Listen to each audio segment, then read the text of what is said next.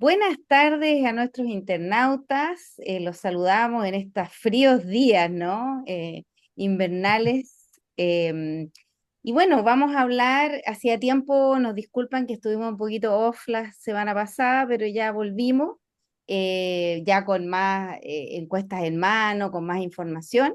Así que vamos a hablar obviamente del tema electoral, que es lo que nos convoca en este podcast, pero además vamos a hablar un poquito también de la contingencia de todos los escándalos que hemos tenido con el tema Fuerzas Armadas, con lo del sicario, nuestras cosas que están pasando y que también van a tener una influencia, me parece, en la elección. O sea, a los votantes les va a interesar lo que quieren decir los candidatos de estas temáticas. Así que partamos en una primera ronda, preguntas sobre últimas encuestas. ¿Qué es lo que es la foto del momento? ¿Qué es lo que estamos viendo, Adriana? Hola, un gusto poder volver a estar con ustedes. La verdad es que las encuestas muestran que Jara se ha posicionado como una candidata real, con posibilidades ciertas de pasar la primera vuelta, si es que, no sé si las elecciones, por ejemplo, se hacen muy pronto, si hicieran mañana, que fue una de las preguntas que tenían las encuestas. Por un lado, ¿cierto? Tú observas cómo se ha posicionado en redes sociales eh, y hay coherencia entre lo que ella muestra en redes sociales con lo que ella es. Entonces, no se ve como un personaje impuesto, sino que se ve como una persona auténtica y eso de alguna forma ha calado y ha permitido que explique la forma y la cantidad de gente que la ha ido apoyando. Y por otro lado, siempre que después de una elección la gente tiende a dar su preferencia por quien considera un ganador o ganadora. Igual eso pudiese ser de alguna forma explicar que ahora aparezcan muchos más jaristas que antes no se atrevían a decir que ella pudiese ser una elección en una presidencia. Rolando, ¿qué piensas tú? Mira, hay varias cosas interesantes que han pasado en estos días a partir de lo que fue la primaria. Varias lecciones, ¿no? La primera es que las primarias es muy importante que la hagan los partidos. O sea, el impulso que logró la candidatura del oficialismo es muy relevante y eso es gracias a que hicieron primaria. Al revés de lo que pasó en la derecha, ¿no es cierto? El no haber hecho primaria les pasó la cuenta. De verdad, al principio no se notaba, pero las últimas 2 semanas, como la primaria se puso más caliente, la atención de los medios se centró allí y eso le dio mucha visibilidad y un impulso que todavía estamos viendo el efecto espuma, como dicen los analistas políticos, ¿no? En la candidatura de Jara. Lo segundo es que yo creo que no hay ninguna duda de que Jara pasa a segunda vuelta. O sea, esa candidatura está fija en la segunda vuelta y probablemente con la primera mayoría. Ahora, una cosa muy distinta, eso no quiere decir que tenga asegurada ganar la segunda vuelta, para nada. Es más, las encuestas hoy día indican que lo más probable es que ella pierda en una segunda vuelta, pero se ha transformado en una candidata altamente competitiva. Incluso si uno se fija bien en las encuestas en lo que es el apoyo al gobierno, vemos un apoyo a Boris que es bastante mayor esta semana que las anteriores. Subió Ujú. al 38% y yo creo que hasta Boris está sufriendo el efecto espuma de la candidatura de Jara. Yo creo que fue un efecto inverso porque en realidad todos recomiendan que ojalá la candidatura se mantenga con un cierto margen de distanciamiento del gobierno porque el gobierno tiene un rechazo todavía amplio. ¿Ya? Pero eh, yo diría que está muy competitivo, además por lo siguiente, porque las encuestas muestran efectivamente que Jara tiene un buen nivel de apoyo, pero también tiene un alto nivel de rechazo, pero tiene el mismo nivel de rechazo que Kast. Por lo tanto, una segunda vuelta Kast-Jara, que es como se van perfilando las cosas hoy día, dado el desfonde de Matei, que la verdad es que todavía no logra dar con el tono adecuado para ser competitiva, más bien ha ido bajando y bajando, transforma esas candidaturas en algo que va a ser de difícil pronóstico. Pero hay un elemento además, fíjate, que yo creo que también algunos analistas han dado en el clavo, y es que es cierto que tendríamos a comunistas y republicanos, y que representan dos posiciones polarizadas. Sin embargo, ambas candidaturas, tanto la de Jara como la de Kass, no se han precisamente polarizado. Jara, aparte de su gestión en el gobierno, que mostró mucha capacidad de acuerdo y lograr consensos con la derecha, cosa que no fue fácil, ha mostrado mucha utilidad y ha mostrado un posicionamiento también hacia el centro. Tiene ese interés también en su trabajo. Y Kass, por otra parte, también está haciendo lo mismo. Ahora, también es cierto ahí algo que decía la Adriana. Pareciera que Jara su persona es así. No sabemos si Kass es su persona o un personaje, pero creo que no es malo para el país que ambas candidaturas vayan tendiendo más a la moderación que sus propios partidos de origen. Y ambos son institucionales también, no vienen a romper con el Estado, ni mucho menos. Mm. Así que creo que en general va a ser una candidaturas entretenidas, vamos a tener harto de qué conversar, eh, y es importante e impactante lo que ha hecho Jara en estos días. Es una candidata de fuste, hay que mirarla con mucha atención. Sí, no, yo creo que lo que habíamos conversado previamente respecto de que Jara era una candidata carismática, que a muchos recuerda a Michelle Bachelet en el estilo y todo eso, yo creo que eso lo estamos viendo plenamente, lo que está haciendo en redes sociales, que ella parece entender muy bien cómo manejarse en redes. Yo creo que todos esos son factores importantes. Lo que yo veo preocupante es lo que ya habíamos conversado anteriormente, que las encuestas siguen dando esto, se sigue solidificando esta idea de que, claro, va a pasar, como dices tú, Rolando, ella con Kass a segunda vuelta, pero en segunda vuelta Kass le ganaría a Jara, y yo creo que va a ser muy difícil que sectores del centro voten por Jara. Yo tengo amigos, gente, me imagino tú también, que ya me han dicho: yo por Jara no voto bajo ninguna circunstancia, cero circunstancia, porque yo no voto por una comunista. Entonces yo creo que ahí está complicado para Jara el convencer ese electorado demócrata cristiano, el votante de la concertación tradicional, etcétera, de la ex concertación. Yo creo que va a ser muy complicado convencer a esa gente de que le dé el voto a Jara, y con voto obligatorio sabemos que va a votar todo el mundo, que esto no va a ser una cosa, digamos, de un grupo de gente como fue el caso de la primaria, que sabemos que votó muy poca gente, muy pocas personas. Yo quería preguntarle en esta segunda ronda, ¿qué piensan ustedes? Tú ya tocaste un poco, Rolando, en el tema, en este desfonde de Matei, y que hemos visto, digamos, todas estas cosas que hace Matei, ¿no? En la prensa, contestarle a un periodista de provincia, y ahí este quien lo mandó, ¿no? Ese estilo que tiene ella, pero que develan la frustración enorme que tiene en este momento el Matei. Adriana. Bueno, ella es como la eterna candidata, que en algún momento se acuerdan de Lagos, que también le decían el casi casi, antes de que fuera presidente. Ella también se ha presentado y tiene mucha experiencia como candidata presidencial, pero pareciera no haber dado ni hasta ahora en el clavo para lograr que finalmente la derecha se unifique detrás de su candidatura y por otra parte tenga un mayor apoyo desde su sector. Y vemos como el extremo, ¿cierto?, a ella, que es quien finalmente capitaliza todos los votos de derecha. Entonces, el desfonde de ella va. eh, Ahora, si va, yo tengo dudas de que su candidatura llegue finalmente a la papeleta, como están las condiciones actuales. Porque quizás quienes financian a este sector, ¿cierto?, pudiesen endurecer su postura de apoyo a una unidad mayor en una sola candidatura. No sé. Por eso, por un lado eso, y por otro lado vemos cómo emergen ciertos estos candidatos más pequeños, pero que tratan de alguna forma de posicionarse en el centro, como pudiese ser Parisi o Meo, y lo vemos más presente también en las campañas, en las redes, mostrando una moderación y tratando de diferenciarse de los dos principales candidatos que actualmente son Kass y Jara. Rolando. Sí, mira, yo creo que en este escenario, en realidad, el único que hay que mirar con un cierto interés es París.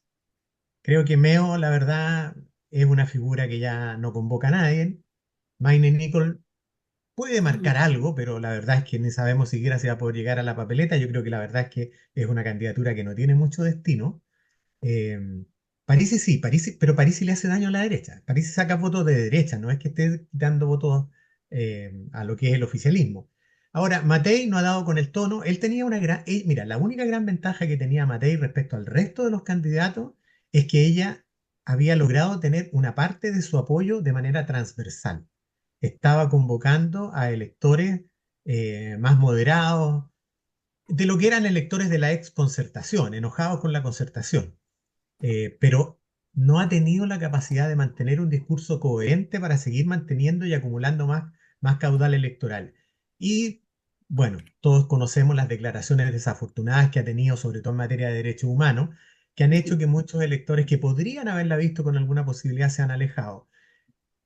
Por lo tanto, yo creo que está en un escenario bien difícil de poder resolverlo.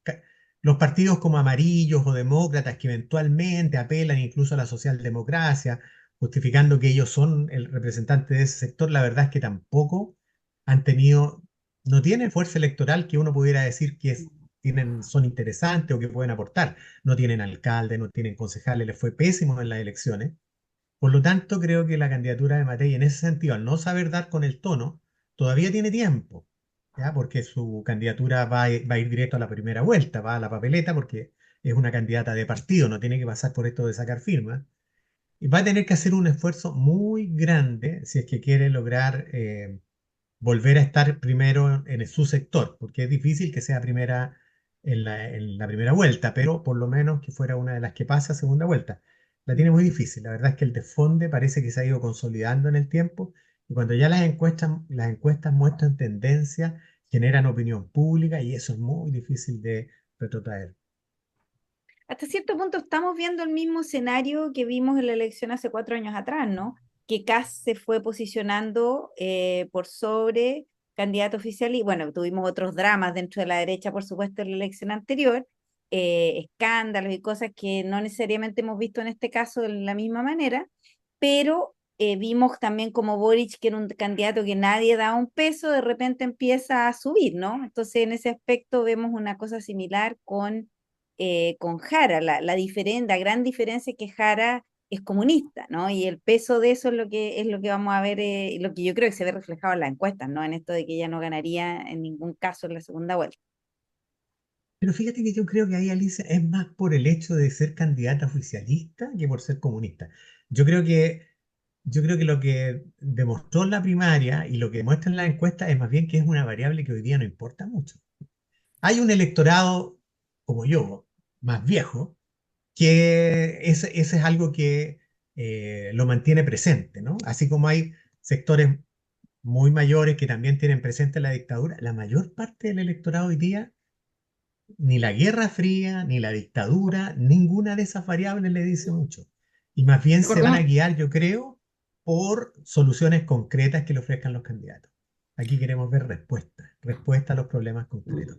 Claro. Vamos sí, a ver. recordemos que a Boric también lo tildaban de comunista y ese era como el principal, digamos, etiqueta que le ponían.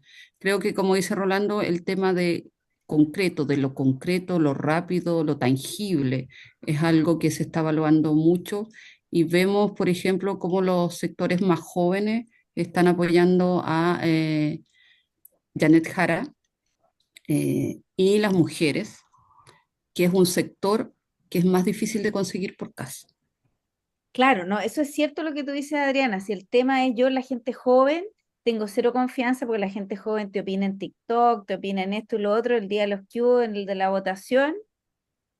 O sea, como en Chile el voto es obligatorio, van a tener que ir a votar y ahí Sí, tienen que ir a podríamos, votar. claro, tienen que ir a votar, pero de repente hay gente que cambia de opinión rápidamente, súper volátil. Ahora, el voto femenino, yo creo que ahí sí que, yo creo que hay que tener ojo con eso, porque el voto femenino al final tiene mucho que decir, la mitad de la población y como dice Rolando, también se van marcando tendencias, ¿no? O sea, es difícil después salirse de esa tendencia, así que yo creo que, Mm. como dicen ustedes, ya está como bien claro a estas alturas quién va a pasar a segunda vuelta. Ahora, antes que se nos vaya el tiempo, quiero preguntarles, ¿qué piensan ustedes? ¿Cuánto va a pesar todos estos casos de corrupción que estamos hoy día viendo? El tema de las Fuerzas Armadas, que es súper complejo porque no es primera vez que vemos a las Fuerzas Armadas metidas en un caso de corrupción, pero ahora lo vemos directamente en narcotráfico. Y el tema esto del sicario que, bueno, por error, fue no por error, porque la jueza dice que ella no, ella dio todas las órdenes, etcétera. ¿Cómo esto va a afectar creen ustedes la elección? Adrián. Bueno, sin duda es preocupante ver cómo el narcotráfico ha permeado las distintas instituciones del Estado. Eh, y estos dos casos que tú mencionas muestran de alguna forma cómo, hasta dónde se puede llegar. Y esto es probablemente es lo que nosotros podemos alcanzar a visualizar. Y haya mucho más. Lo terrible sería que esto fuera la punta del iceberg de una situación que no estamos viendo en su totalidad. Y creo que en parte es así. ¿Ya? Eh, yo creo que este tema sin duda va a ser relevante. Ahora, las Fuerzas Armadas siempre se han relacionado con el sector de la derecha. Entonces, igual, cómo se va generando, cómo se va finalmente decantando la opinión pública, en qué sector va a ser más o menos afectado, lo va a ir viendo el tiempo y sin duda la prensa va a ser importante en cómo la opinión pública va generando una opinión. Rolando. Sí, mira, yo creo que aquí lo que más llama la atención es la patética performance de nuestros parlamentarios cuando estos temas se discutió, de las Fuerzas Armadas, lo del Ejército y la FACH en el Congreso.